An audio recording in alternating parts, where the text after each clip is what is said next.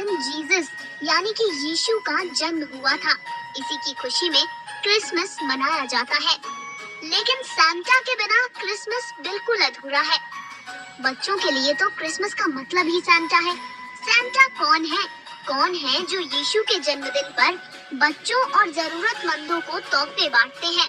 Santa खुद Jesus तो नहीं है, क्योंकि बाइबल में कहीं भी सांता शब्द का जिक्र आता ही नहीं है। अगर सांता जीसस होते तो बाइबल में कहीं जीसस के सांता रूप का जिक्र होता। वहीं क्रिसमस का त्योहार जीसस की मृत्यु के कई सालों बाद मनाया गया था। जीसस के जीते जी उनके अनुयायी उनके जन्म को त्योहार के रूप में नहीं मनाते थे, यानी कि वो जीसस नहीं थे जो सांता बनकर बच्चों को गिफ्ट देते थे। आज अपनी इस रिपोर्ट में हम यही समझने की कोशिश करेंगे कि अगर जीसस नहीं है सांता तो फिर सांता कौन है। यूँ तो इसे लेकर कोई पुख्ता प्रमाण नहीं है, मगर अलग अलग कहानियाँ जरूर हैं। चलिए इन्हीं कहानियों को टटोलते हैं और सांता को जानने की कोशिश करते हैं।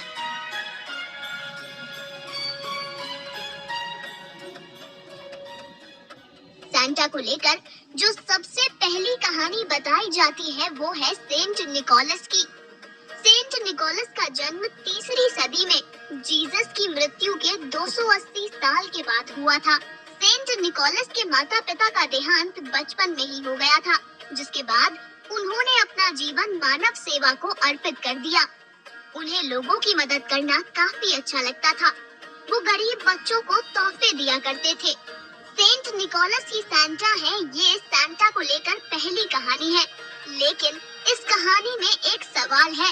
सवाल ये कि जब सेंट निकोलस लोगों की मदद करते थे, उन्हें गरीब बच्चों को तोहफे देना अच्छा लगता था, तो वो ये काम क्रिसमस के दिन छुपकर क्यों करते, जबकि बाकी दिनों में ऐसा नहीं होता था। बाकी दिनों में वो खुलकर लोगों की मदद करने के लिए सामने आते, जबकि क्रिसमस के दिन रात को छुपकर तोहफा देते।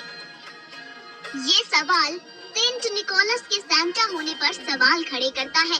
लेकिन जो लोग ये मानते हैं कि सेंट निकोलस ही सांता है, वो ये कहते हैं कि ऐसा हो सकता है कि सेंट निकोलस ऐसा बच्चों की खुशी को दोगुनी करने के लिए करते हो, क्योंकि अगर कुछ भी अचानक मिलता है तो खुशी दोगुनी होती है। जी हाँ, ये है सांता को लेकर पहली कहानी।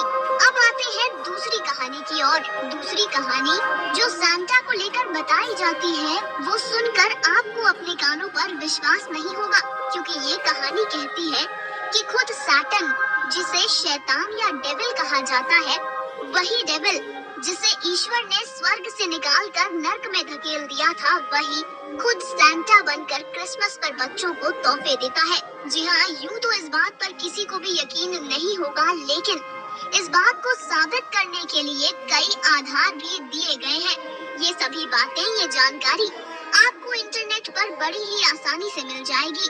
तो चलिए आपको बताते हैं कि सैटन को सांता क्यों कहा जाता है। दरअसल सैटन और सांता, इन दोनों शब्दों में बहुत ज्यादा समानता है। अगर सांता शब्द के बीच वाले लेटर एन को आखिर में ले जाया जाए तो वो सैटन बन जाता है। दूसरी बात जो सैटन को सांता साबित करने के लिए कही जाती है, वो है क्रिसमस पर गाए जाने वाला गाना जिंगल बेल्स। कितनी अजीब बात है कि क्रिसमस पर जीसस का जन्म हुआ था, लेकिन क्रिसमस पर जो गाना जिंगल बेल्स गाया जाता है, उसमें जीसस का जन्म तो क्या, उनके नाम तक का जिक्र नहीं है। जी हाँ, जिंगल बेल्स में एक बार भी जीसस का नाम तक नहीं आता। वहीं क्रिसमस पर लोग जीसस से नहीं बल्कि सांता से तोहफे मांगते हैं, उन्हें अपनी विशेस बताते हैं, और यही डेविल का उद्देश्य था कि लोग जीसस से प्रार्थनाएं ना करें। इस बात पर भी गौर कीजिए कि बाइबल में शैतान को ज्यादा जगह नहीं दी गई है, और सांता का नाम भी बाइबल में कहीं नहीं आता।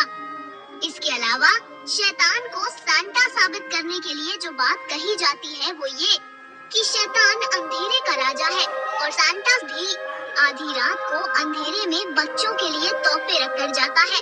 वही जानकार ये भी मानते हैं कि तोहफे, पैसा, ये सब इंसान और बच्चों को लालची बनाती है, उन्हें मोक्ष से दूर करके लालच की ओर ले जाती है। और लालच यानी कि ग्रीड बाइबल में दिए गए डेडली सिंस में से एक है। खुद बाइबल ही ये कहती है कि सिंस यानी कि पाप का सीधा नाता शैतान से है।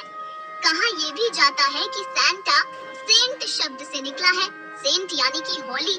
होली का मतलब होता है पवित्र, और शैतान ये तो हमेशा से कहता आया है कि वो ईश्वर से ज्यादा ताकतवर और पवित्र है। जानकार ये भी कहते हैं कि सैटन यानी कि शैतान ने कभी भी बच्चों को नुकसान नहीं पहुंचाया है। शैतान को बच्चे बहुत प्यारे हैं, इसीलिए वो क्रिसमस पर सिर्फ बच्चों को ही तोहफे देता है, बड़े या बूढ़ों को नहीं।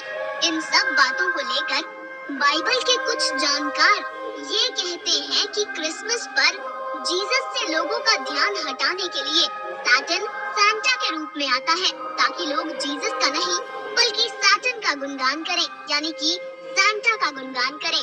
अगर वाकई ये सच है तो हम यहाँ ये जरूर कहेंगे कि सैटन अपने मकसद में पूरे तरीके से कामयाब भी हो गया है, क्योंकि अगर आज की जनरेशन से, आज के बच्चों से आप क्रिसमस का मतलब पूछेंगे तो वो आपसे कहेंगे कि क्रिसमस पर सैंटा अंकल आते हैं और तोहफे देते हैं। खैर, ये है सैंटा को लेकर दो सबसे प्रचलित कहानियाँ। पहली ये कहती है कि सेंट निकोलस सैंटा है और दूसरी ये कहती है कि सैटन सैंटा है। आपको किस कहानी पर विश्वास है ये आपकी मर्जी और आस्था पर निर्भर करता है। आशा करता हूँ कि कुछ जानकारी आपको प्राप्त हुई इस वीडियो से। सो अगर वीडियो को अच्छा लगता है तो प्लीज लाइक ठोक दीजिए, कमेंट कीजिए और सब्सक्राइब करके बेल आइकॉन को दबा दीजिए।